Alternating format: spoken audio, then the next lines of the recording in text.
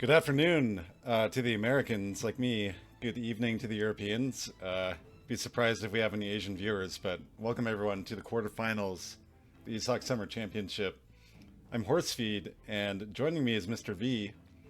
How you doing, Hello, Mr. hello, V? hello. Wow, these players are both incredible, and I am already so excited for Game 1 because Kevin is playing Lakota. Yeah, yeah, it's gonna be an amazing series. I mean, obviously you have Julian, you have Kevin, which at this current moment, if my information is correct, they're number 4 and 5 on the leaderboard. I mean, these guys have come a long way. Julian and Kevin have both beat some amazing players to get here to the semifinals, and I'm excited to see who's gonna move on to play Ungers in the finals and win that $500. I am like at the edge of my seat. Yeah, Ungers is so scary right now, and I can't wait for that final. But yeah, before that, we have this incredible matchup. Yeah, Julian is an interesting player. He played mostly Treaty for a while, but recently has been grinding Supremacy and's gone to like what, number 4 on the ladder? Yeah. Yep. He is sitting currently at, oh man, just an astounding 2188 ELO. And currently, yeah, number 4. But Unger's right there at number 3. I think he's just like 19 ELO points ahead of Julian. So like one 1v1 match ahead. So it's, I mean, what's awesome about this tournament is that the finals has such a evenly matched set of players in it. So there really is no obvious favorite, in my opinion. It's just, winner takes all, and whoever's on their A game that day, take the win. Yeah, I definitely agree. All these players are good enough that it's really anyone's series. Mm-hmm. So our players should be getting into the game in just a moment. The predictions are up, so go place your channel points on the player that you believe in the most. Do I dare, Horse? Do I dare ask you what your prediction is? Well, I am a bit of a biased caster given the civs here, but Lakota not the strongest civ at the moment, and Hausa is widely regarded as one of the strongest, at least in quick search. At the same time, a lot of the problem with Hausa to people is their cav, and bow riders are really good. So I don't That's know. true. In this matchup, I think it's not as one-sided as it can be Yeah, with Hausa matchups. So that's a good point. Yeah, I just wonder how does Lakota deal with what's going to probably be a really scary archer mass from Julian? Just what units? I mean, do you just try to spam axe riders? Do you rely on some amazing Takala pop? I just don't know how you deal with that really good ranged unit that House is able to pump out in incredible numbers. yeah, it's pretty hard. Okay, guys, so the game is here. Let's pop into the map preview and get into the game.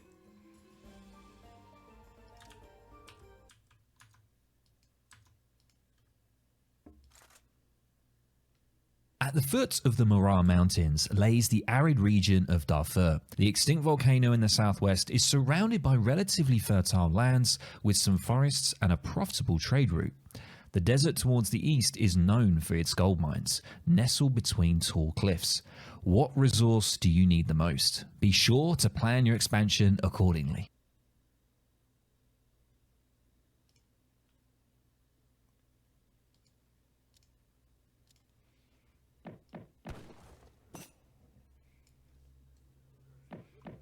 Okay, here we are on Darfur.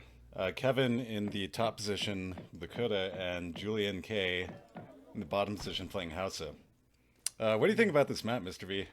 Well, first off, that cheeky little voiceover from Big Widgie, that was very well done. I love those map intros. But as far as the map, I've seen Hausa, I've seen them able to get some really strong kind of forward bases on this map and claim a lot of the map very quickly. But Lakota, of course, a very mobile civ, going to be able to move around, possibly get some raids in from both sides of the map where those second and third hunts are. So it'll be interesting to see whether Kevin goes for some early aggression or more of some fortress-based play, or if Julian goes for a standard raider pressure, or maybe he decides to do something a little bit unorthodox. Yeah, Songhai age up so scary right now. You can get like 15 raiders out incredibly quick.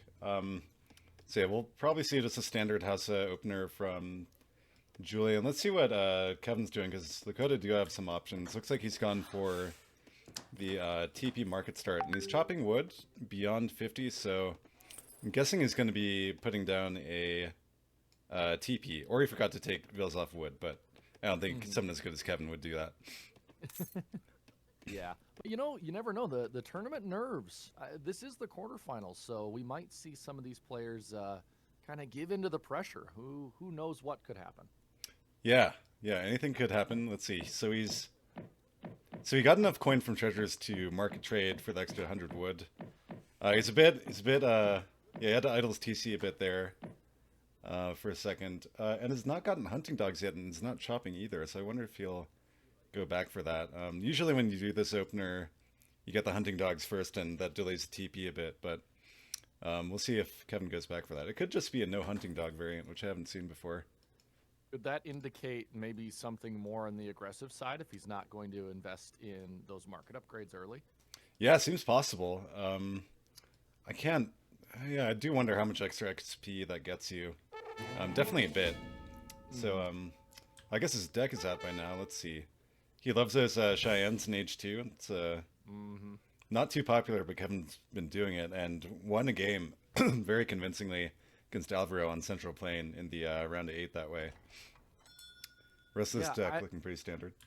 Yeah, and I'm looking at these two civs, and I got pulled up there just the frequency at which they use certain civs. So obviously Kevin, a lot of Iroquois, a lot of Maltese, a lot of Ethiopia, and Lakota is not one of his more commonly used civs, even though he's quite good with them. And then kind of the same for Julian. Julian is not looking at the stats here, is not playing Hausa a ton. So I don't know if this is something intentional where the players aren't pulling out kind of their primary civs until maybe the later matchups, but it's kind of interesting to see both players pulling out civs that they don't play a lot of on a regular day basis. Yeah, it is curious. I suppose it can make sense if you want to save your main civs for later on when you might be a little more tilted or down in score. Let's see here. Sometimes Julian has cards in deck where I'm just like, yes, you're in the top 10 for supremacy, but also, really is that a supremacy card? Like, that's what I'm thinking as I look at feudal armies in here. I mean, he's just good enough mechanically that it just doesn't matter if he has a slightly suboptimal deck sometimes, I think. Yeah, and Julian does like his upgrades, and so I don't know if that's just a holdover from Treaty where, unit cards are practically non-existent, but if anybody can make it work, it's him, just because, he is top 5 for a reason. But if we do get into a later game, we might see it pay off when those unit shipments start to become less and less valuable. Yeah, and that's certainly the sort of game that I think Julian does very well at. He is aging up with Songhai. No surprises there, I think, even if Lakota's got bow riders. Philanis are just so crazy in H2. They get, 20 range, is it, with the cards? Yeah. Just incredible. Yeah, and that's, for me, looking at Lakota right now, that's the unit I would be the most scared of. But I'm seeing in the chat, people are not, knocking Kevin out of this game just yet. From what I'm seeing, apparently Kevin has a pretty scary Lakota, so... I'm really excited to see what he goes with here to try to counter that really, really strong Hausa push. And you know what? I think we're already seeing something weird. He is slow aging with the Chief instead of going for the fast age. Normally when you do a 15 vil opener like that, you need to fast age if you want to be hitting regular H2 timings, but looks like Kevin's going for something a bit greedier that's going to have him aging up to 2, like pretty late for Lakota. So people in chat are saying maybe he'll do an FF. Maida was saying he was talking about a build like that. Could be. Yeah, it's possible, and I think that's the right play. I don't think really any sort of age 2 timing from Lakota, just given their composition. I just don't think it'd be that effective against what Hausa can bring. But, going FF, he's going to be having access to some pretty strong units. His light infantry, his skirmisher in age 3. Which is probably going to do better against Hausa than, your Citan bows and your club warriors. Yeah, yeah, it kind of feels like there's no good answer against Fulani's, but I definitely agree. Age 3, you probably stand a bit of a better chance. And, oh my God, look at this. Kevin, I didn't even notice, got the Sudanese natives for the Red Sea wagons, and that gave him 2 war huts in the front of his base. And let's see what else he's doing now. Shipping 700 wood. And those are some very bold war huts. I like that he's kind of securing this hunt here, and it's in a nice choke point, but, you know, not going to be in range of any aid from the town center. And I don't know, is that placement too vulnerable for those war huts? Should he go maybe back a little bit, or maybe even a little bit further forward, since he's going to be out of TC reinforcement anyways? Yeah, he must have something in mind that is pretty aggressive. So he aged up with 400 wood, shipping 700 wood, and now he's got all of his villas macroed onto food. That's funny. This is actually pretty related to a build I saw Julian do with Lakota the other day, where he ships 2 war hut, but much quicker because he was able to use Red Sea, the Sudanese native tech, the one before, the second one that gets unlocked, to get these war huts up. So I feel like he wants to go for something super aggressive, and you know, often. Just in general, Hausa doesn't get Fulani's out until a bit later, so the calculation on double batches of Club Warriors is interesting, and looks like it's going to pay off this game. It's his only Raiders on the field at the moment. Yeah, and it's just going to depend on whether Julian or not, you know, macros his Raiders out of the way in time. But that first batch not going to get snared, but he is going to lose that Explorer. It looks like, oh, Lakota didn't lose his War Chief. That was very nice. So, I mean, a small win for Kevin there, but I don't think it'll be too long until Julian starts mixing some Fulanis in. And I'm wondering, is Kevin going to add C-Tan bows, or is he just going to go pure club and then go up to 3rd age here? So Kevin did ship 700 coin just now, but he has no villagers on coin, so kind of unclear to me what he's got in mind. I guess that's probably for cav production after he adds these batches of bows. Okay, so he is going for the 2-unit age 2 composition. I wonder how that's going to work now that Julian's got Fulanis on the field. Yeah, what's going on in Julian's base right now? So we got the university in base. Doesn't look like he's planning on aging anytime soon. Second war camp coming down, so looks like both players are digging in, want to slug this out in age 2. Yeah, and I don't know. I mean, if this is going to be an age 2 grudge match, my money is certainly on Hausa. I just think they have the more mobile, more powerful army. And I know we've been kind of harping on the strength of the Fulani here, but I do think Fulani's in mass beat Citanbo's quite hard, although I guess I can't confirm that. Would you happen to know which one is objectively stronger? I'm pretty sure it's Fulani. Yeah, I mean, Fulani's have so much kiting potential that they're definitely going to be able to win some sort of skirm war situation. So they have 17 base range, an insane animation that just fires immediately, kind of like Yumi. And that goes up to 20 range, and they're 4.5 speed. Let's see, I guess Chetans are 4.5 base as well, but yeah, the range and animation, compare that to the Chetan where they only have 16 range, and although they have target lock, the animation is so long. You can easily keep your Fulanis out of range, even of the animation, if you're kiting with them. Out of curiosity, what's the Vil count? I see that it looks like Kevin's on 21. Oh, so they're dead even on Vil count right now. And dead even at the moment.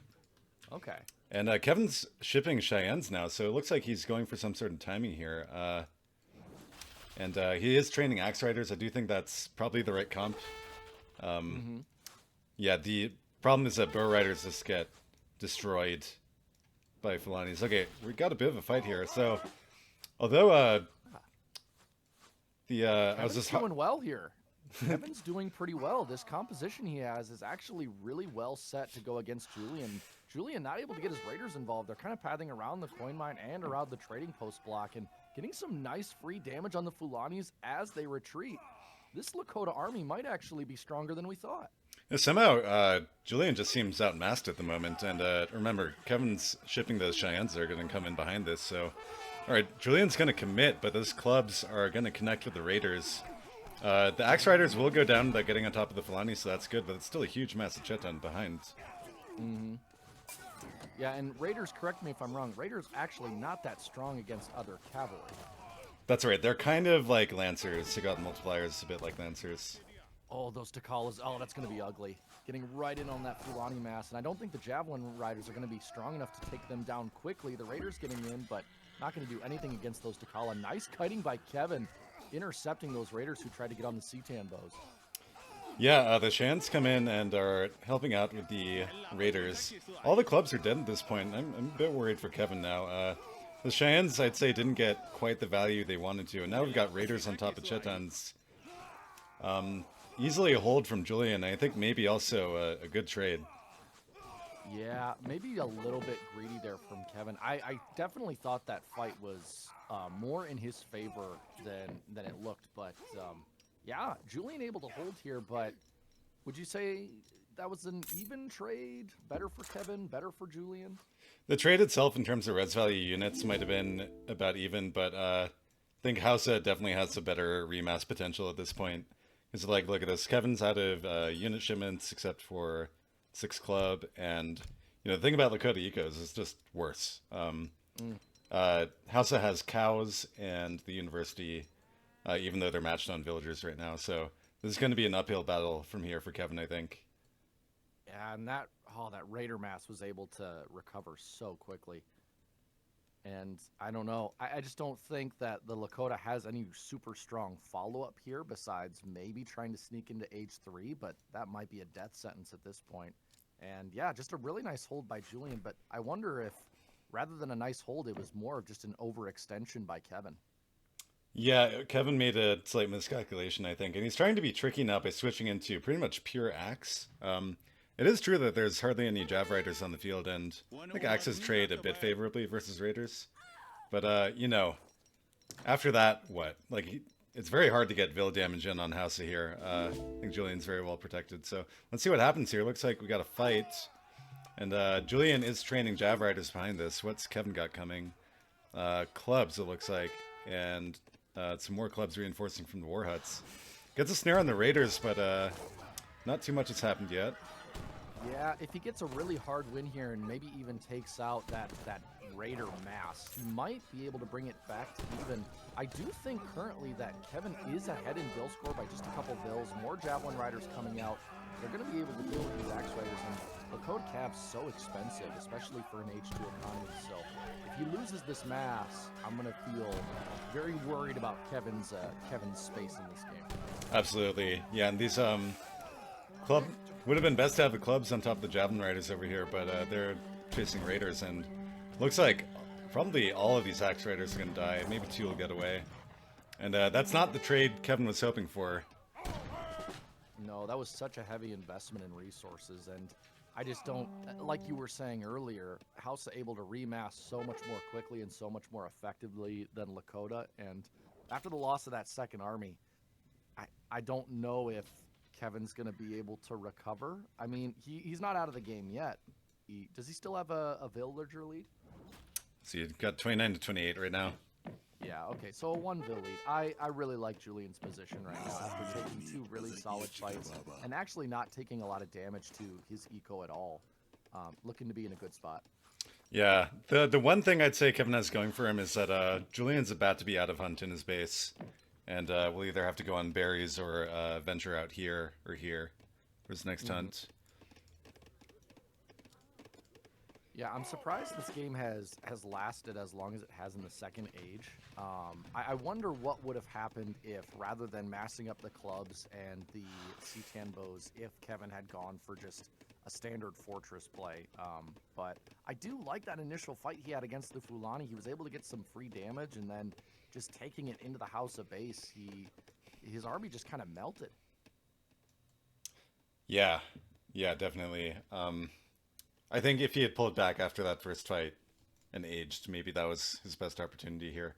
Julian going to be putting some walls down in the mid-map to protect this next hunt. Kevin seems content to stay back right now, though he's continuing to mass up. He just sent in a Great Hunter, which gave him about 750 food. Going to help him gather that much faster. Ville's gathering 1.18 seconds. Yeah. And Julian always kind of tends to play Hausa, at least from the games I've seen, he always tends to play Hausa a little bit more defensively than, the normal player would. He's very content to just sit back and let that economy work for him rather than playing House of the way maybe people in lower ELLs do, which is just push, push, push, Raiders aggression. And I don't know. I think he's just content to sit behind his walls, find new sources of hunts, and sit on this advantage he's gotten from those good fights. Yeah, especially against Lakota. Like the whole point in the Civ is they want you to fight in open ground where there's like usually superior units can outposition you and get good trades. And yeah, they have bad eco, and Julian knows that. He knows he's ahead, so why not sit back? Yeah, and if we look at the scoreboard, I mean, earlier it looked like Kevin had about 1,000-point lead, and that has almost completely reversed into Julian's favor. And I think if Julian is, allowed to continue to just sit back and secure some mid to late game resources, I think it's going to be really tough for Kevin, especially since Kevin doesn't look like he's in any position to go to H3 at this point. He's already sent his resource crates, so anything that he tries to gather is going to have to be purely from resources on. And it's going to be tough to try to get that transition in and not just fold to the Hausa army while you're aging up. Yeah, it's I'm really amazed at how stationary Julian has been, not even sending a raider or two out there to see where Kevin's villas are, say. He's sending his explorer out over here for some reason. Maybe looking for a cav that are getting ready for a raid. Mm-hmm. If you'd done that 30 seconds later, might have found something. Look at this. Oh, you're right. Yeah, and both players playing relatively passively. And I wonder if that's just kind of the game one nerves, right? Nobody wants to be the first one to make an overly aggressive move that loses them the game. So both players just sitting back, kind of waiting for the good fights to come to them. And maybe Kevin's just a little bit worried about, the last fight he took where he was a little bit overly aggressive. So maybe waiting, going to play this one defensively, but that composition from Hausa with the Javelin Riders, the Raiders, and the Archers is looking really scary. Certainly better than the current mass that Lakota has. Harrison, thank you for the raid. I hope you had a good stream.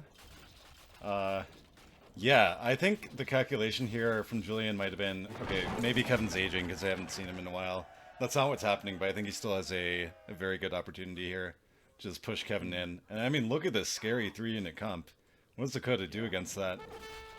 Yeah, and I don't want to come across as hitting Lakota too hard.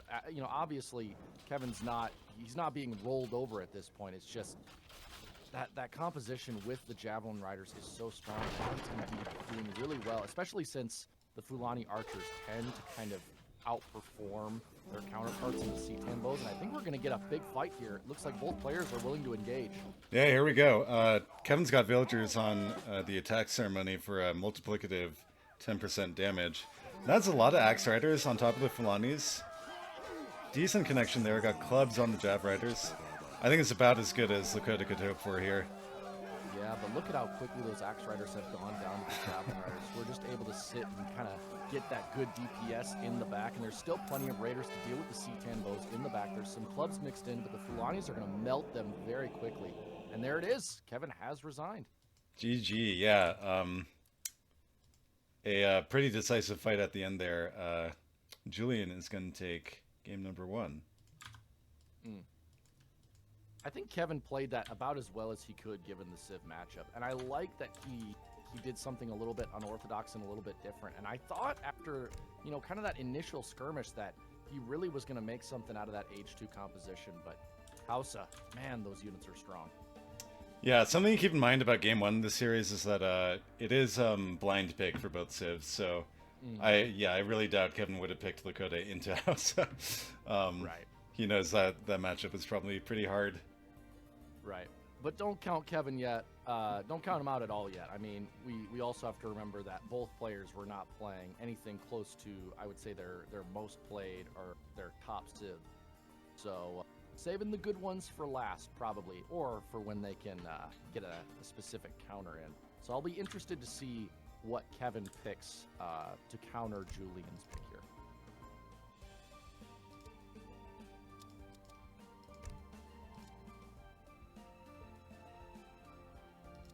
Did we mention Civ bans, by the way?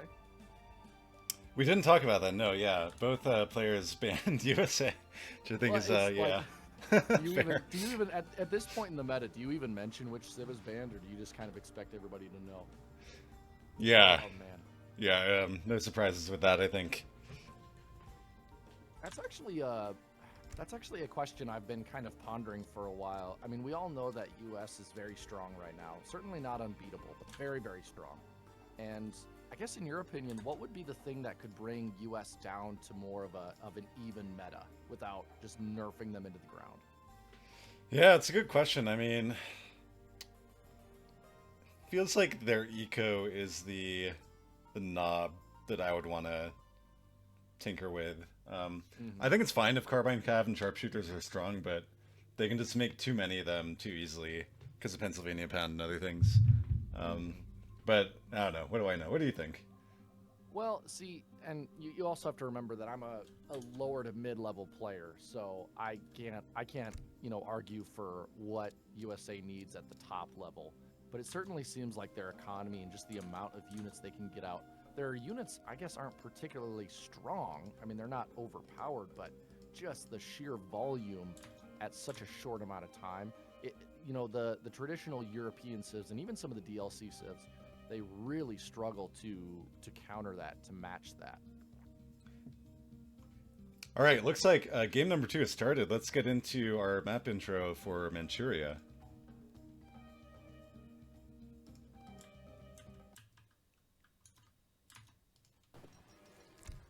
Manchuria's open land separates China from Russia. Although the region is dry and barren, its position along the coast presents interesting opportunities for an economy based on fishing and trade. Yaks are also found here and should be actively contested by the players. The trade route can be found either behind the players' bases or along the mountains in the west.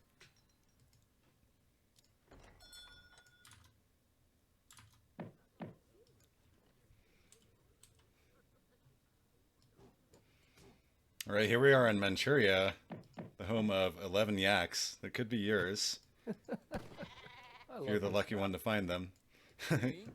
Yeah, and it looks like the trade posts here can either be on 2 separate lines like this or one big one. And it looks like we got the 2 separate ones this time. Both players going to be taking one.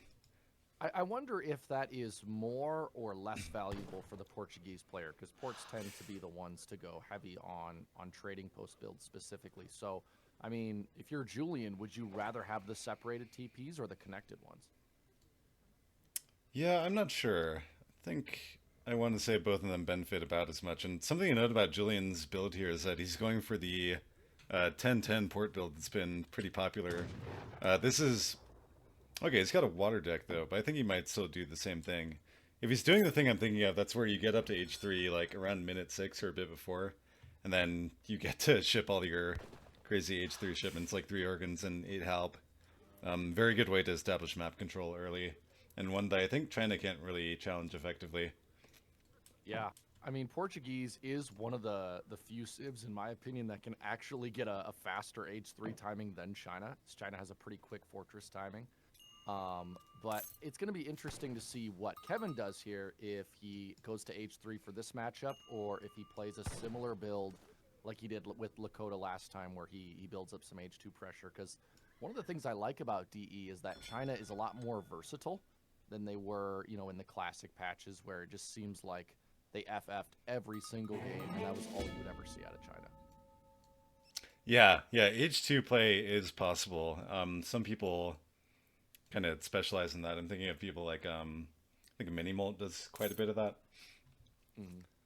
Oh my God! Look at that yak train, horse feed. Look at that train of yaks. And you know what's surprising to me about this is that Kevin should have been the one getting those yaks. He should have the yak train. He's got the disciple, but it was just chilling up top for a while.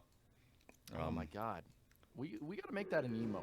Rather than the hype train, we need the yak train when we host a game on Manchuria. It would just be more fitting. Yeah, it's burger time back at the Portuguese face. Yeah, Kevin, Julian gonna need a couple of these to help with his age up. That's a huge help when you're doing a 10-10 like this, where you idle the TC. Yeah. And Feitoria is coming in, giving his TC a nice little trickle. Yeah, that's such a nice card for ports. And China getting 70 wood, going to be really good for him. I wonder what he's going to use that for, if he's going to secure that second trading post or maybe just put down another village. So it looks like he's going for the T-Trade French consulate opener. That one does get you up to H2 pretty slow, and I wonder what he has in mind after that. Looks like a FF-oriented deck, yeah, so... I'm not sure how these two builds stack up against each other on paper. I want to say that the port age up is going to hit a bit faster, and China's going to be scrambling to defend.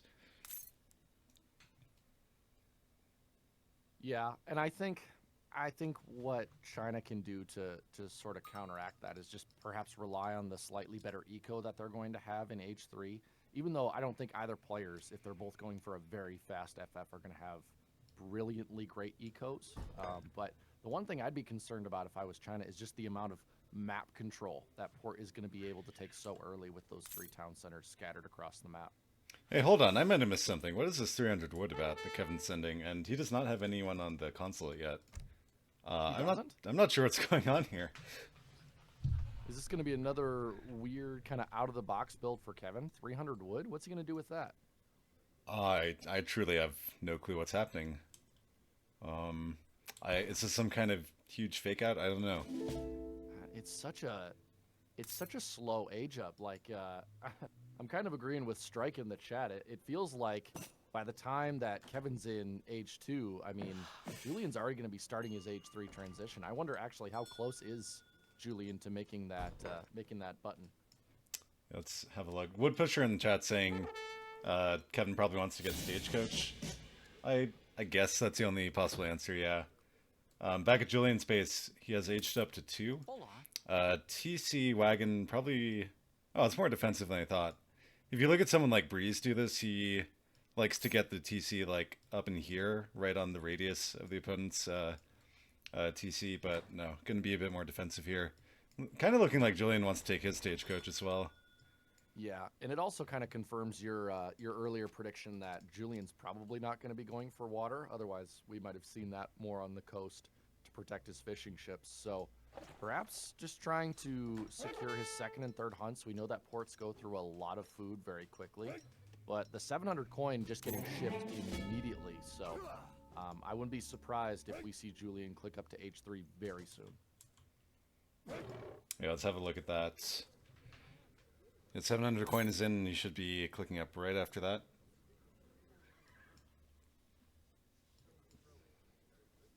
Oh my gosh, it's not even 5 minutes yet. That is such a quick timing. Yeah, this build is crazy. Kevin's still not H2. Is he going for like some sort of H2 timing? So he's going to try to slam him with a raid or some sort of H2 composition? I'm trying to figure out what Kevin's doing here, and I just can't put my finger on it. Still nothing on the consulate, by the way, and that I don't really understand. Yeah, I feel like what we're going to see from Kevin here is probably an FF, just a very greedy and slow one, and... Okay, he's going to do 7 step riders before he ships 700 coin. Or, yeah, no, I think it's an FF. Yeah. I mean, I like it, but I don't know how much... I mean, because they're so late, I just don't know what 7 step riders will do. They're just such a weak cav unit, and there's really no buildings to be sieged out on Julian's base yet, so... Gonna be interesting to see what UC makes out of it. I think if they'd come out at normal time, they can get value.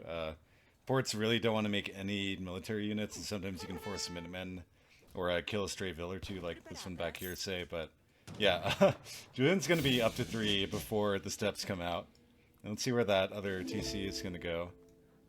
Okay, that one's going to be placed aggressively, probably in response to seeing 2 TPs taken by Kevin. Is Kevin going to see this? He's looking for it. I don't think he's going to find it. Yeah, and already Julian has secured so many resources for the mid game. I mean, he's got his second and third coin mines locked up. He's got at least 3 more hunts locked up. It's going to be really tough to deny port resources at this point. It's really too bad the step riders couldn't be here sieging down that TC. They would have killed it easily. Oh yeah, Or if not killed it, they would have at least done a ton of damage to it. Right. Interesting. So Kevin not researching Stagecoach. Maybe that's right. Okay. Diplomatic intrigue coming in now. I guess that's why he didn't want to ally with anyone, but why get the consulate in age 1 then, I guess, is kind of what I would wonder. A very strange build. Yeah, and if this is an FF build, it is certainly very greedy, right? He's fitting in 2 H2 cards before he even sends his 700 coin. And I don't know. I mean, Julian hasn't really... Is Julian going for 1,000 wood? Indeed, that's his first shipment. Okay, so kind of a greedy variant of this build. And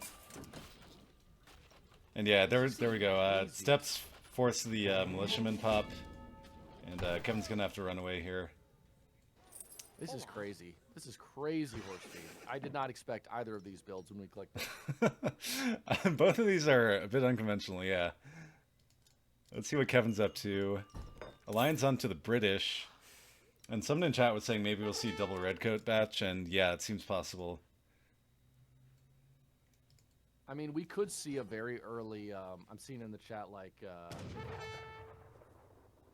Laza and Bramboy, they're expecting something with organ guns here to be coming very soon, possibly backed up by muskets and halberdiers. Maybe that's why he sent this 1,000 wood. He could get out a ton of infrastructure to start maybe going double musk with organ guns. But is Julian making any units right now? So he's shipped 5 goons. He's got a port on the way. Oh my god! Why? He's... What? This isn't serious play. No way. What is happening? Where is he sending that? To which TC? Is it going to be his original one? It Yeah, has to it's gonna be this one up here. That's where he's got it right now at the moment, anyway. Yeah, there's the wagon. God. Like he saw how slowly Kevin aged up too, and Yeah. Yeah, he's ports and he's got 24 bills at 8 minutes, or close to 8 minutes. That's actually, it's not as many as I would have thought. Has he been producing from 3 TCs? pretty constantly, yeah. So Kevin aging up now, by the way, with the Confucian Academy. Got some redcoats on the field. I think Kevin's gonna get away with this greed. I really think so, because with the fort and just the lack of any pressure, Kevin's been able to get away with sending quite a few cards and locking up that second trading post. Maybe this works out for him. Yeah, here's the thing though. Julian's got a very eco-oriented build as well, and I think he's going to be able to hold on to this TC once the goons get there. But we'll see. Yeah, I mean, nice job by Kevin. He did force what 2 Minutemen pops out of Julian. So no, I don't think he's gonna have enough time. They're the goons, but the redcoats are there as well. Might be able to hold them off. Yeah, Kevin's certainly going to try for this. Oh, he's just going straight for the TC. Yeah, I don't think there's enough units. Yeah, just redcoats left, and goons and must kind of trade evenly in equal numbers. So, yeah, I think Julian's held on to this. Kevin's up now. No shipment available yet. What's up with Julian? I mean, he's got Arquebus coming up to reinforce on that third town center, which is going to be good because Julian's just pure goon right now. And I don't think he's... I don't think he's repairing the town center just yet. Maybe he is. There it goes, yeah. Yeah. And he's got a batch of casts that'll pop out in like 15 seconds. Yeah. I don't know. I thought for a minute that Kevin might be able to get away with this greedy build, but at the same time, now that Julian's producing from 3 town centers and has a massive H3 goons out, I don't know if I like China's position very much at all. Yeah, Port with an 8 villager lead at the moment, and like because Kevin is so fixated on this TC as he has to be, Port just gets as much space as they want to get on hunts in the back. Yeah. Where did that fort end up, by the way? Fort ended up right here, kind of in the centroid of the TCs. That fort's just in no man's land. It's protecting like 3 trees. Yeah, there's like no natural res there. It's a bit curious. Oh my gosh! But he cleaned up that Chinese army quite easily. Yeah, this is bad times for Kevin. That was a complete wipe on his army, and well, he's gotten this Summer Palace batch. He's shipping more arquebusiers now. Yeah, I'm trying to decipher what the original build was here. I don't know if he was gonna go for some sort of late eco pressure. I don't know. It felt clunky, which is weird because Kevin usually has really clean builds. Yeah, lots of questions about this build. Kevin was shipping the hand mortars, but canceled them in favor of arquebusiers after his mass got wiped. I don't know if focusing on that TC is the right play. Because like, I mean, I guess sending Cav into Julian's base is not really an option because of all these goons he's got. So yeah, I'm not sure what Kevin's supposed to do here. Mm-hmm. Yeah, and the thing that worries me is that right now Julian just has so much map control, and Kevin has been delegated to just a single corner of the map. You can see that his villagers are starting to venture out quite far to get hunts, and now with the 3 organ guns, there's just nothing that the China player has that can counter this easily. Yeah. Oh, now that I say that, here come the cows. Might get a good catch. Oh, the trees, OP, block the path, protect the organ guns. Oh my gosh, gosh, thank you. Songhai Duck gifted 5 tier 1 subs. Thank you so much. Thanks for the subs, Duck. Yeah, the Portuguese explorer gets the snare on the arc mass, and this is bad times for Kevin. Yeah, that was a fantastic job by Julian convincing those trees to ally with the ports. I think the trees were MVP in that fight, to be honest. Yeah, Julian, known for his deep pockets in nitrates, definitely paid them off, put them around their roots. Yeah, I don't know. I'm feeling very nervous for China right now. I don't know what they do to answer this. More step riders, more arquebusiers. All 3 organ guns are still fully alive. The food in base is getting very low. Yeah, and we've got 28 Chinese villagers to 49 Portuguese villagers. Don't think this game will be going on for much longer. There are the hand mortars, and can Kevin get kills on the organ guns with them? Kind of a slight miss on one organ, only gets it down to half health.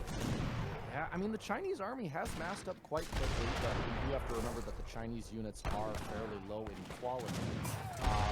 Quick, while this fight is going on, Real Henry Knox gifted 1 tier sub. Thank you so much. And Rebush61 subscribing to the grind. Thank you so much. We appreciate the support, guys. Julian adding Stagecoach now, by the way, in the middle of this fight. Shows you how confident he is that he is in a position to breed.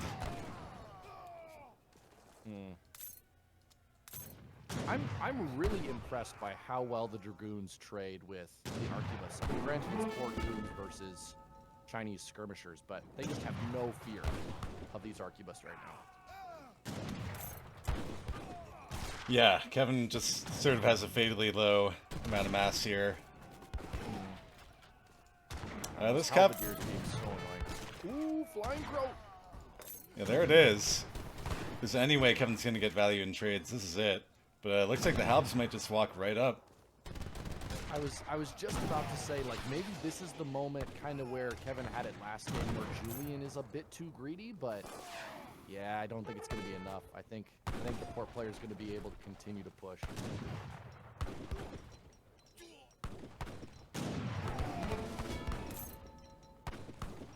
Yeah, Kevin couldn't call minutes. And he does have a Cav batch out now. Minutes pop right on top of the goons, that's great. But they are bunched up and the organ guns clean for them. Yeah, and it's kind of unfortunate. Kevin's own base is doing a great job of blocking his infantry from getting to the organ guns. And yeah, I mean, Julian putting himself in a really good position there between the consulate and the wonder. Ugh. It's a slaughter. It's a slaughter. Those Dragoons are just ugly. Yeah, and Julian's now got double the score of Kevin. Yeah, and just no food on the map for Kevin that's easily accessible, and it's going to be a huge raid here, even though Dragoons are not the best at raiding. A lot of Ville's going to go, well, maybe not as many. A lot of them going to get belled up. All right, and Kevin taps out. GG. Julian takes game number 2 in the series. Mm-hmm. Yeah, with the most peculiar fort I have ever seen in a top level game, hands down. That was a choice. That was a choice. Yeah. What was the was that just to secure, perhaps maybe reinforce kind of that part of the map where his 2 town centers were? Yeah, maybe if Kevin had done something a bit more aggressive, I think that might have seen value. But yeah, Kevin's build was weird, to say the least. Weird and slow. Yeah, yeah. Cork's making a comment in the chat. He actually brings up a good question. Did Kevin even see that fort at any point during the game? That's a good question. I don't think he made it to that part of the map, did he? No. It was the unseen fort. Don't think it fired a single shot either. Yeah, I think that's right. The most glorified barracks in ESC history, the Julian Fort.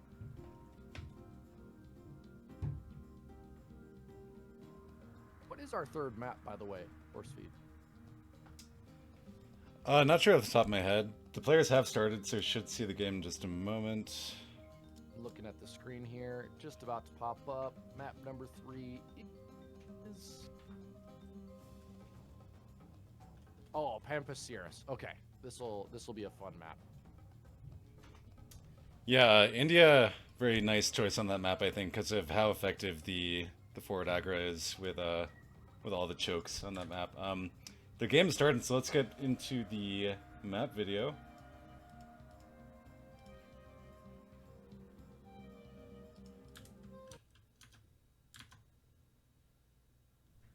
Wild llamas roam the western Pampean Mountains, and players must choose whether to invest into the wealth of livestock or take their chances picking out the first treasures in the lowlands. This semi-arid region offers no trading routes, though Mapuche settlements populate the landscape. Players should watch out for potential alliances that can offer a variety of early aggressive options, as well as valuable late-game technologies.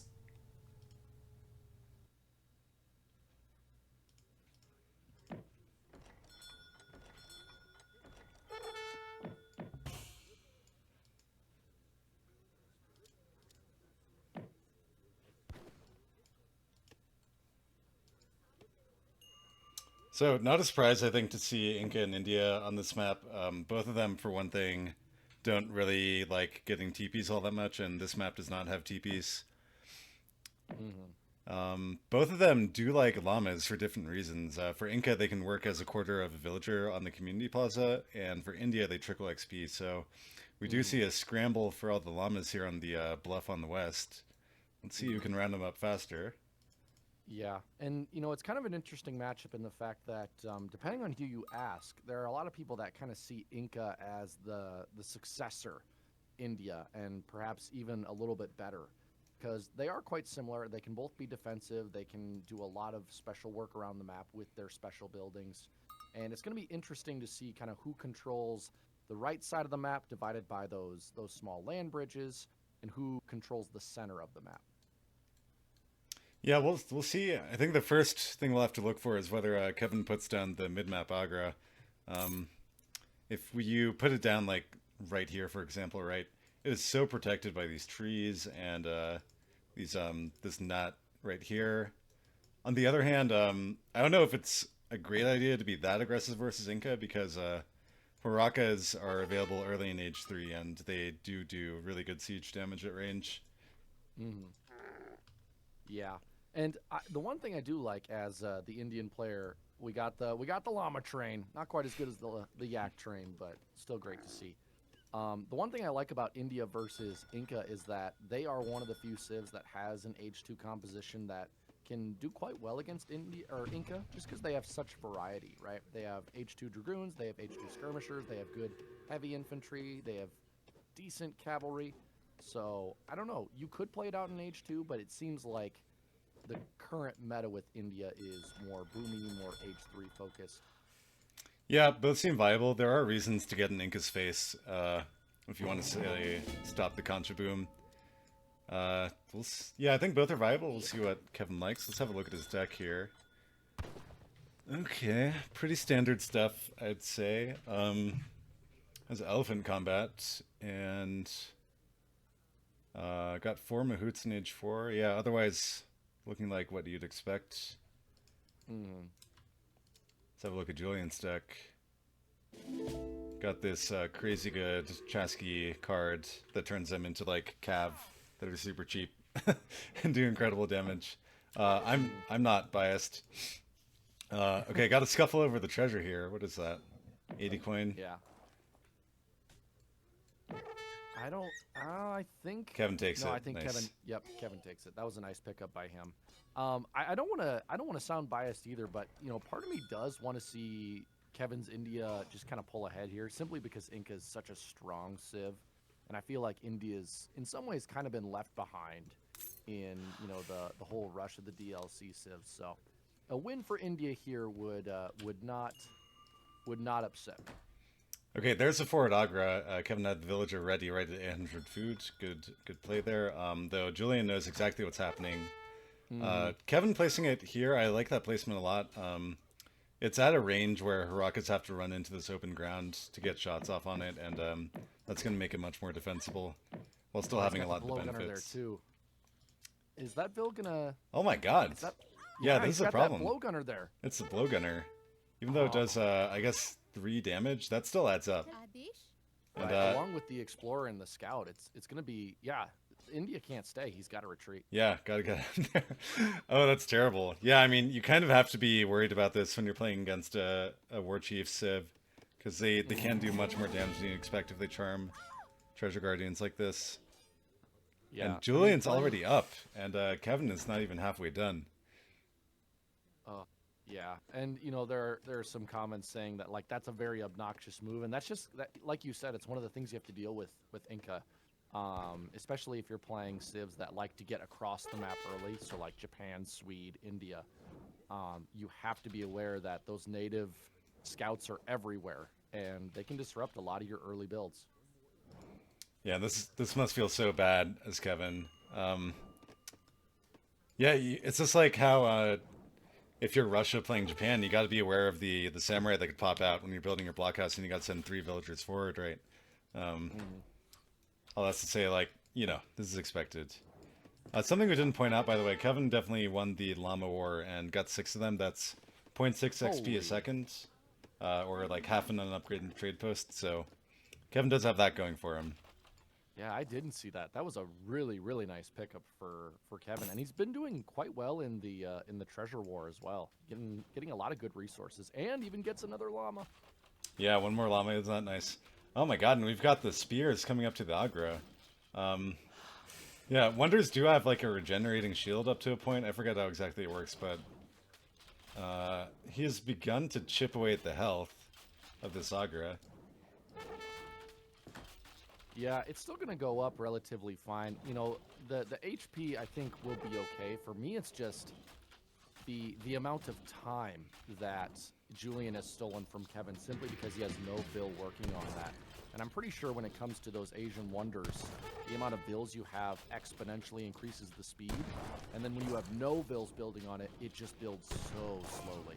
Hey, check this out though. Julian means to take this down. He's got his units perfectly microed so that they're not going to take any splash damage. And it's already at half health.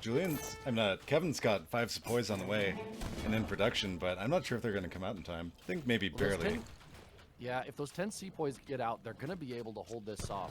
I mean, definitely, but no, I think they'll get out in time. I think they'll get out in enough time to save this out before. Even bringing in the explorers to try to tank damage as well. Yeah. Yeah, looking like he's going to be fine. The batch of sepoys is out. Shipment about to be in. If that had gone down, that would have been a GG right there and then. It would have been devastating, yeah. 700 wood going to be Kevin's first shipment. Let's see what's going on with Julian. How many conches are we on? Most of the villas on wood right now, yeah. We're in full concha boom mode. And he might get punished for it, though. Let's have a look. There's not even a war hut down from Julian at the moment. And, yeah, pikes can't fight sepoys, so I think Kevin has a window here to strike back. That's a really good point, and it does look like Kevin did decide to go with something in Age 2, and maybe he just saw kind of the pressure going on his Aggra fort, and he decided, I have to invest in Age 2 military, or I'm gonna lose. And so, yeah, you're right. He has a window here. If he can do some lasting economic damage, we could see Kevin gain an early lead, but at the same time, that town center doing a lot of work. Yeah. I was a bit worried when I saw Julian ship the 2 war huts, not making one instead, but it looks like he's fine. Kevin took a lot of TC fire there. I guess he just didn't know that there's a concha over here, which he could have sieged without taking TC fire. And yeah, he ended up losing 6 sepoys that way. Might be able to snare these spearmen and just get them off the map, which they are really obnoxious units. That would be a good catch for him. Maybe even take the explorer.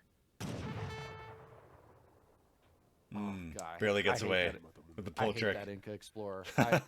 I'm just gonna say it. I hate that Inca Explorer. But yeah, gonna get away. Nice job by Julian. Maybe no, yeah, he's gonna escape. You know, I have a crazy suggestion. I do wonder if Sepoy is the thing to make against Inca. The thing is, their siege damage is low. Like their muskets 120 res, but they only have 19 to the 23 regular siege. Kind of wonder if there's potential for a Rajput Gurkha comp here, but I'll say no more of that. Yeah, because I don't know the Civ.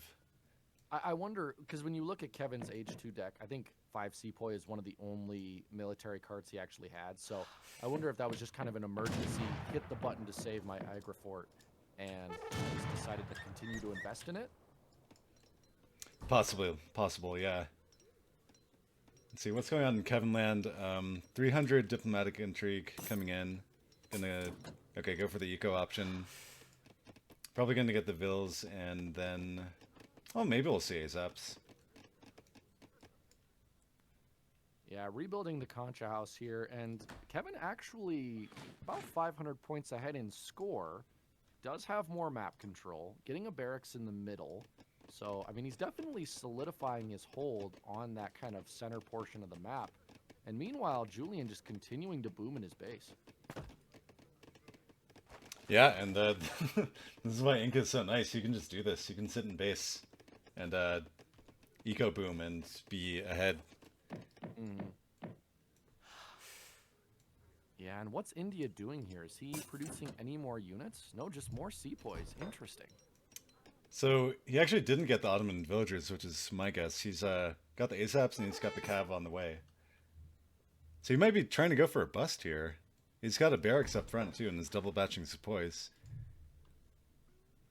Yeah, I don't know. I mean, Julian has the 2 war huts, so he could counter with some jungle bows if he needs to, and certainly getting a very, very strong economy.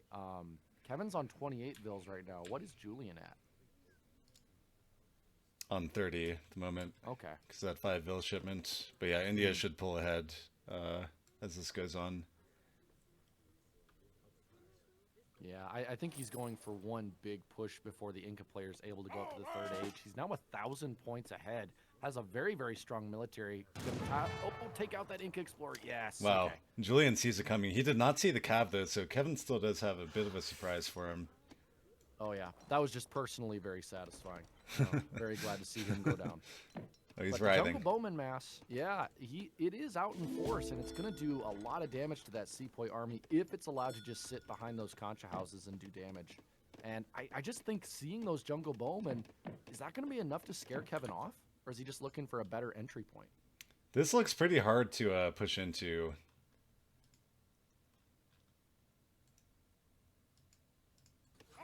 Yeah. Okay, here we go. Julian's going to go for it.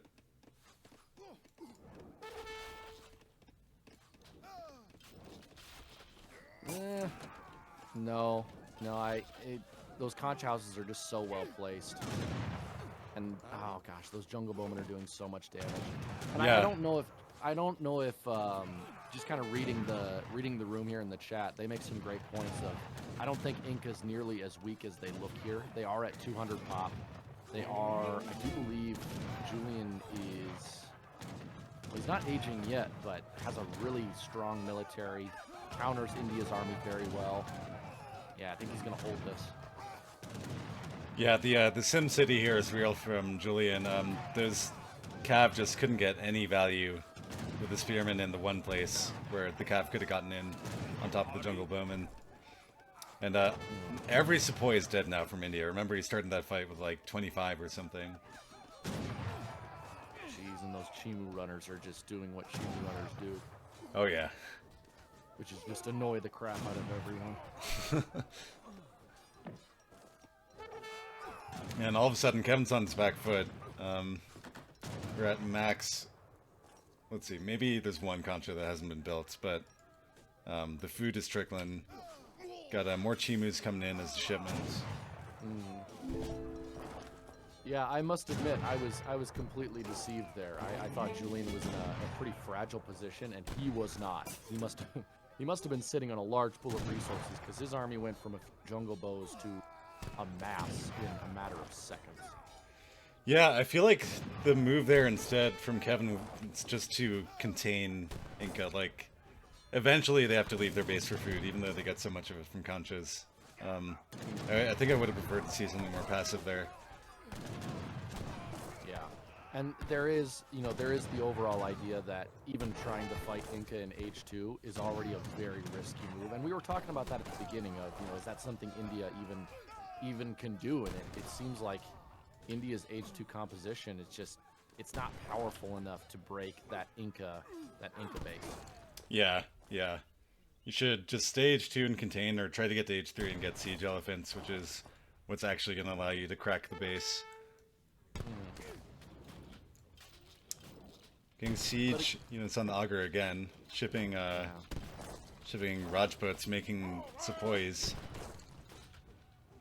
Yeah, but again, I liked the initial hold that Kevin was able to pull off and save his Aggra fort. But now with the Chimu runners and the Jungle Bowman and the Spearmen, although the Rajput's getting in, gonna maybe start doing some decent damage, but with more Jungle Bows showing up, no, it's not gonna be enough.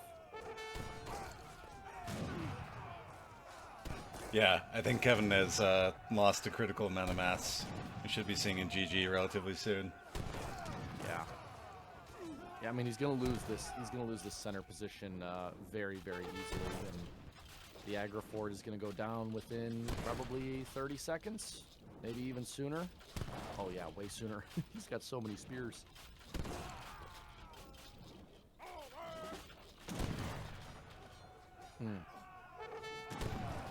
And this is just a tough matchup for India when you think about it.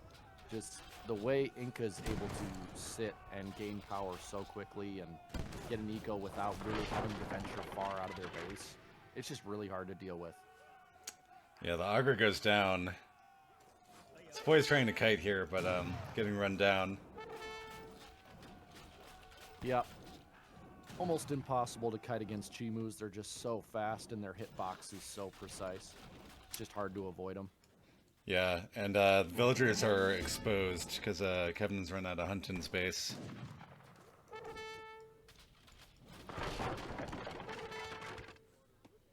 Looks like the barracks gone down, Aggra gone down, 41 bills for Kevin, and there's the GG. There we go. Julian taking the third game in a row against Kevin. I refuse to say Kevin's out of this yet, though. I think he's just, he's playing with his food. He's letting Julian feel confident, and then he's going to come back, tie it 3-3. Yeah, it could be. Here we see that Kevin has chosen Haudenosaunee for game number 4, and that's a civ he's very comfortable with. Mm-hmm. Against Ottoman. So, oh, okay, this is awesome. We have, like, the two original OP civs, who I'd argue are not the OP civs anymore, going head-to-head. Love that. All right, let's get right into it. They've already started. Let's have our map video.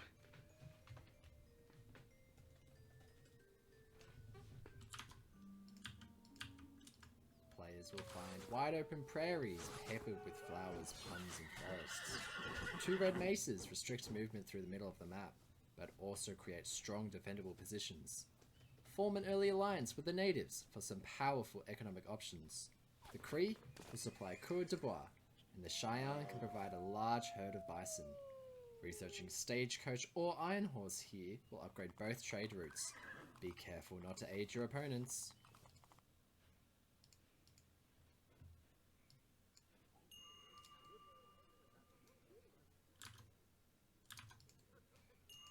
I think that some people in the chat are saying one of us is low. I'm gonna guess it's me.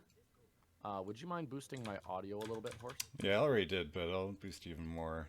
Oh, perfect. I just didn't know if you saw what they were saying. Yeah, keep us posted with how the audio is, guys.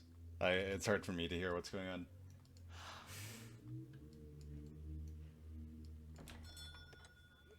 Oh All my right. gosh, yeah. Not wasting any time, Julian immediately going for that TP along with the mosque. Oh, and it's got Silk Road in deck. He did not leave his crates on the ground though, so I wonder if we'll actually see that. Maybe he just wants to make Kevin wonder whether he's going for a TP play. It would be kind of bold against Haudenosaunee, I think. Mm-hmm. Yeah. And we've seen Kevin go for 3 games in a row where, one way or another, he's been kind of forced to play H2. And so I wonder, is this the game where he kind of continues with the H2 aggression, or does he possibly try to go for some H3 play with Haudenosaunee here?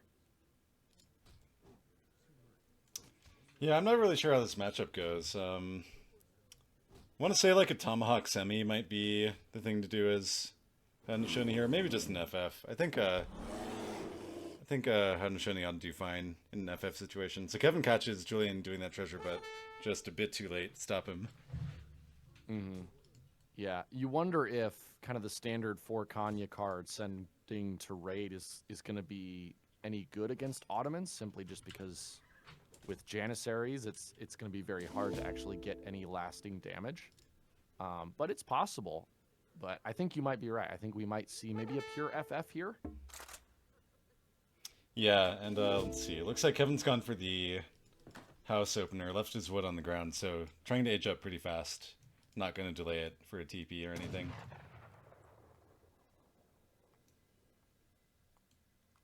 Yeah, and I don't know. It's looking pretty standard for Julian here, and in response, I don't know. I mean, there's a couple of compositions that Otto could go for. I definitely think something based around Abyss play is going to be his strongest bet, simply because Abyss is going to do so well against the Haudenosaunee infantry if they're protected. Yeah, that seems right. I don't think I've ever played this matchup on either side, but I agree. Abyss seems like the way to go.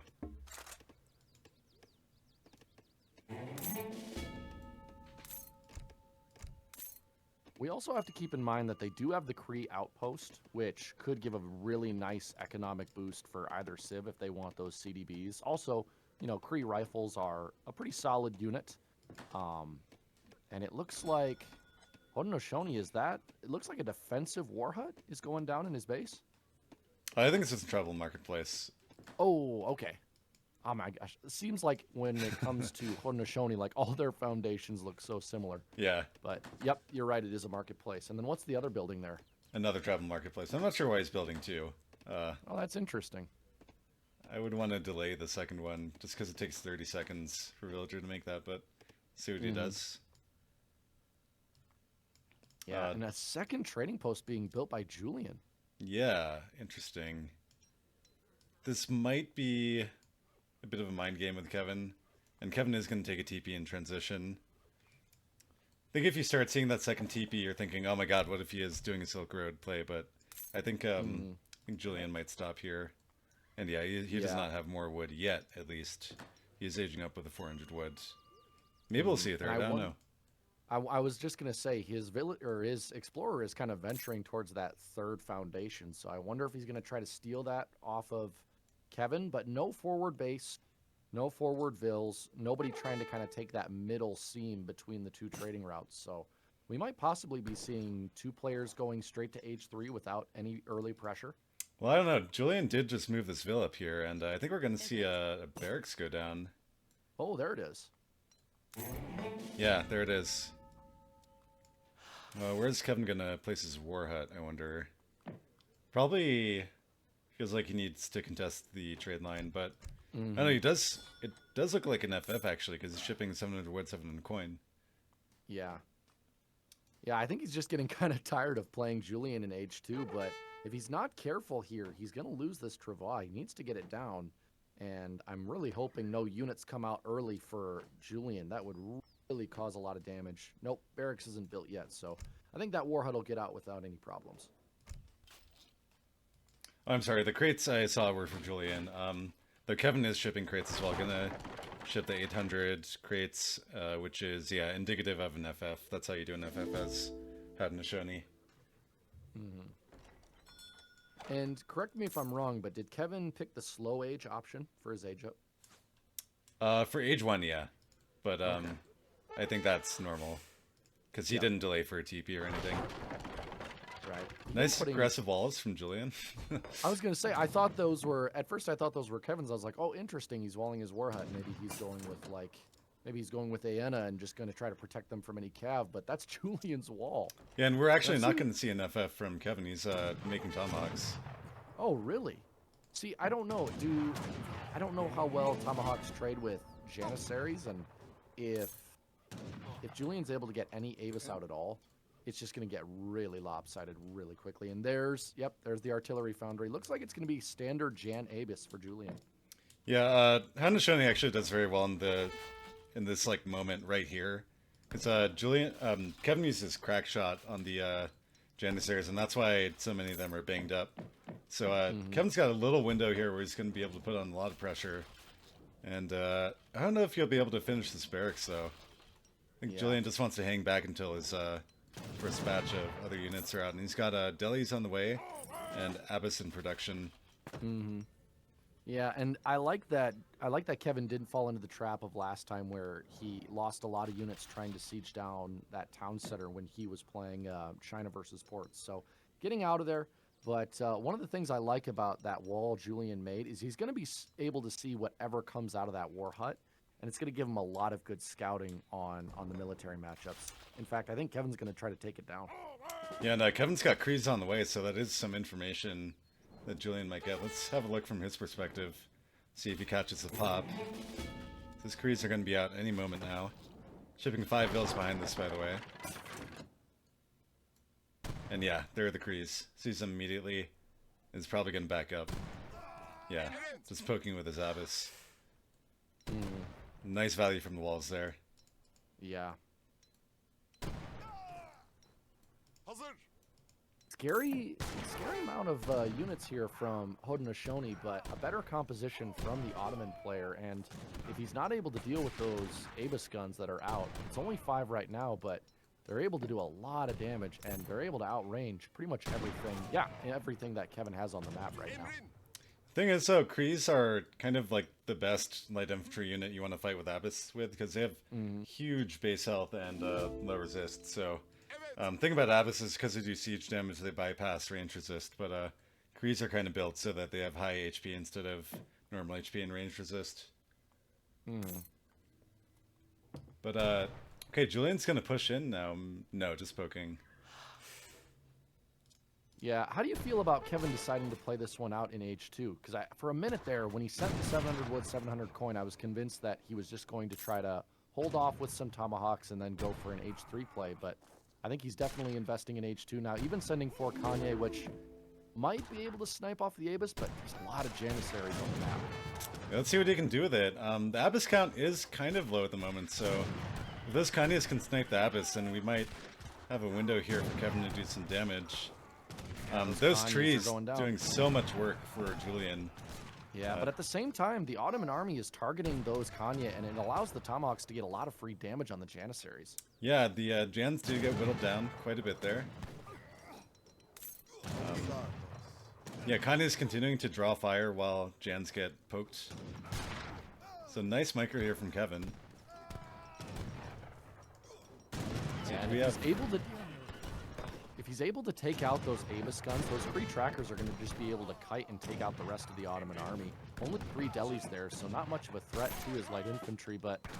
I mean, it's called by Julian, and he's got the snare with the delis, and the thing about these guys is they got a 1.5 HI multiplier for some reason, and suddenly a lot of the Tomahawks are dead. Yeah, that was a really, really good catch by those delis. It was able to get a lot of good damage in from those Janissaries, and now The Eero army running back to the base. A few Kree trackers left. The Tomahawks are mostly dead. And still, yeah, 4 Abyss guns on the map.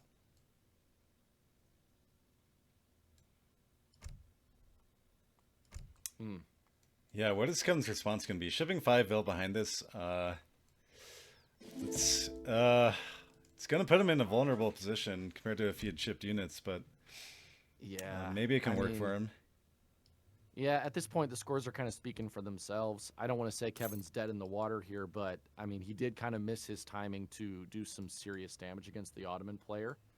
And now that the Abyss are, you know, firmly on the map and they're being reinforced by more delis, more janissaries, it's going to be really tough for the Haudenosaunee army to get anything out that can counter that. How are we doing on the Vil count? Haud leading by 3 at the moment. But yeah, Otto not too far behind. Yeah, and Ottoman still has so many resources in his base. He still has access to a ton of hunts, at least 2 more coin mines, so not going to have to worry about branching out. He can just focus on pushing the middle of the map. Oh my god, that army is so scary. Yeah, looks like Julian wants to right-click this war hut. I think he can. Yeah, it's going to go down very quickly. And look at that, just 6 Abyss able to block the entire Haudenosaunee army. You from gotta run. Getting in and trying to cut, yeah. Oh my god. Got a raid with the Kanyas here. Looks like it's probably only going to get 1 Vil kill. And I think Kevin, yeah, I don't know how Kevin recovers from here. I mean, he can try to get up another war hut. At this point, he can maybe try to get up to the 3rd age. It looks like he's stocking a lot of food, but he has almost no coin. In fact, yeah, he has no villagers on coin right now. So, has 22 Vils on wood. What is he planning to do here? He wants a war hut because it just got killed. Oh, right. Or does he? Is he trying to just age now? Maybe.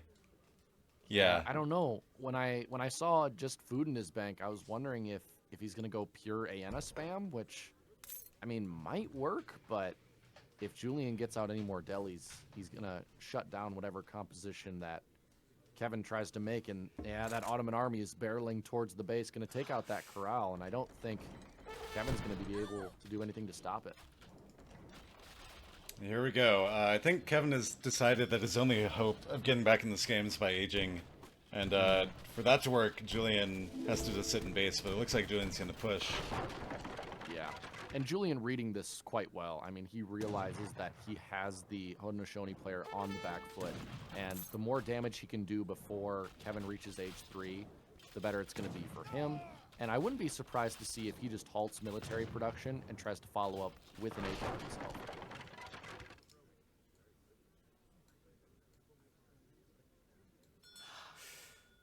And here's a... Okay, Kevin was training Aena, but he's decided to cancel them. Got all of his villas on coin right now because there's no safe hunt. It's really too bad. Yeah. And he's actually housed at the moment. Gonna lose another house here, so it's gonna be 46 created population and only 30 population space. And with only 17 wood in the bank, even if he does get to age 3, he's not gonna be able to send any shipments. So nice pickup by Julian, kind of reading that and realizing that he can do some damage before his opponent gets up and limit him from getting any powerful units on the field. Yeah. Kevin having to market buy food, trying to gather the last 7 that he needs safely to age up. I think he will be able to do it. But yeah, he's doubly housed now. Gonna need to make 2 to resume unit production.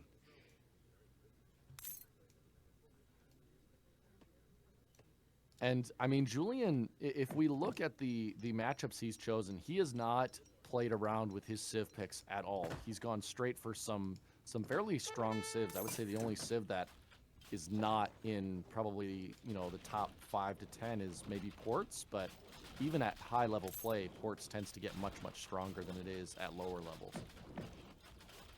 Yeah, certain kind of person would say no shame Julian has in picking the strongest civs. I mean, it's a tournament. It's how you should do it.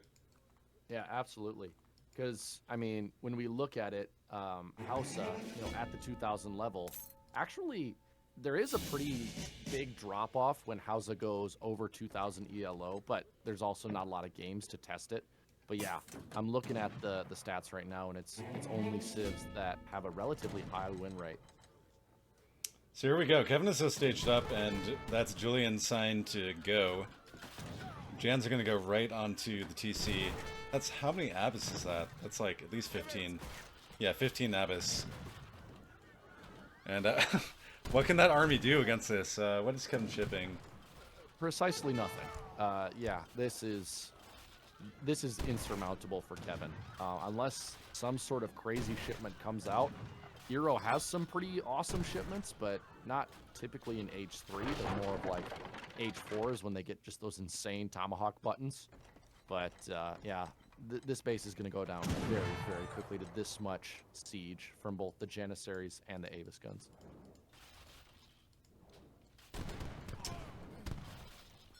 And oh my god, look at that. He doesn't even use his Janissaries to ward off the Haudenosaunee army. He's just using his Abyss, and that's all it takes. Yeah, no need. Such a strong unit. No, these Forest Prowlers are going to pop now, but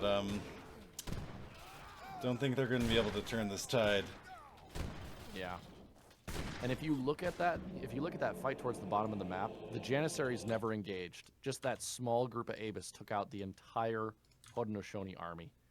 And yeah, I mean, Julian just played this very straightforward without a lot of tricks up his sleeve. Just took a strong civ and optimized it in a very, very, very good way. Yeah, wow. What a sweep. Kevin played very well there. You know, Kevin's a very scary player. His stats speak for himself. He's number 5, but yeah, Julian just was able to take very convincing games 4 in a row. Well played by both players. Yeah, and I think kind of the civ pool shows you the story. I mean, you have Hausa, Port, Inca, Ottoman versus Lakota, China, India, and Haudenosaunee. But yeah, still really well played to Kevin. I mean, those were some tremendous games. And that Lakota game, I really thought after that initial fight that we were going to see some big momentum coming from. But how's it too strong? Yeah. Well, that's going to be it for today, everyone. We've got our contestants for the final now. It's going to be Julian and Ungers. Any thoughts on that matchup, Mr. V? You know, when I look at Julian and I look at Ungers, of course, Julian has been making a lot of waves right now. He is playing so well. And Ungers, of course, is a very high-level player as well. I know that Ungers plays a lot of the more traditional vanilla civs. Like, I know that German and French and even Russia is kind of the civs he plays the most often. So it'll be interesting to see because Julian really loves the DLC civs, really likes using those African civs and even Inca and USA and Mexico. So I think it'll be kind of the more traditionalist versus the DE specialist, which I think is the perfect matchup for the finals. Yeah, I think that's just right.